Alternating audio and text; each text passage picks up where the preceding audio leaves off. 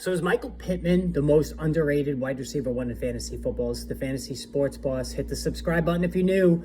I wanted to talk about Pittman today because he's an interesting case study of a guy who is a wide receiver one talent, has put up some big numbers the last couple of years, but doesn't get mentioned, with the other wide receiver ones in the realm of fantasy football.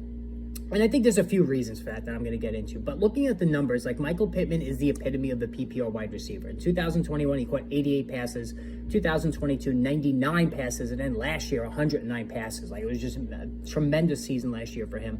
1,082 yards in 21, 925 in 22, and 1,152 last season. So Michael Pittman is a target hog. And he's also durable, right? He played 17 games, 16 and 16 the last 3 years. He's durable. He stays on the field.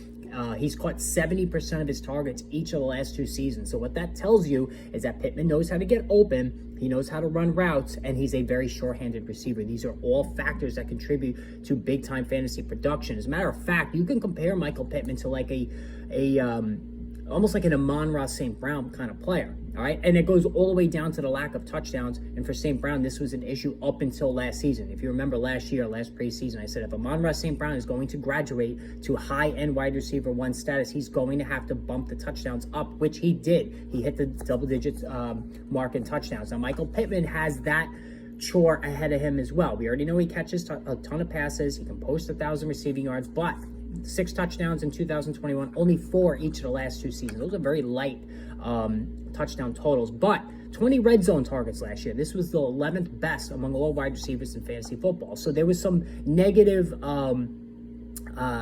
luck, so to speak. When you're 11th in the NFL and you get 20 with 20 red zone targets, the luck should go the other way, right? And we saw when Anthony Richardson was on the field, he peppered Michael Pittman incessantly. Like, there was just targets all over the place, even when Richardson was on the field. Of course, Gardner Minshew did the same thing.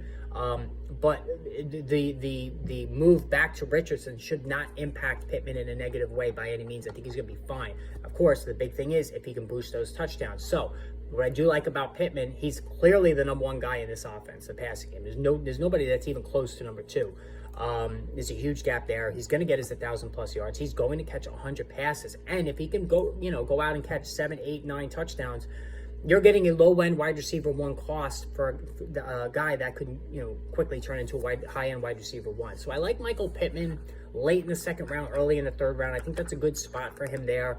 And he could graduate, again, like I said, to have that Amon-Ra St. Brown 2023 kind of performance. Let me know what you think about Michael Pittman. Post in the comments below. More videos on the way.